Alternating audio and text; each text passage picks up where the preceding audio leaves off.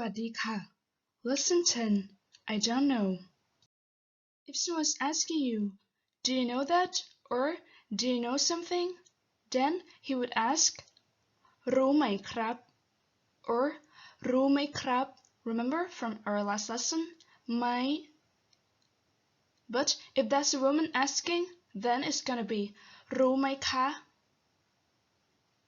If you know, your answer could be รู้ค่ะ or รู้ครับ But if you don't know, your answer could be ไม่รู้ค่ะ or ไม่รู้ครับ The word รู้ is the verb to know. So, if someone's asking you the question you don't know how to answer, you just say ไม่รู้ครับ or ไม่รู้ค่ะ And that's it for today. ขอบคุณที่รับชมค่ะ Thanks for watching my video, and I hope to see you again on my next lesson. Please click like, subscribe for more videos, and see you again next time. Bye!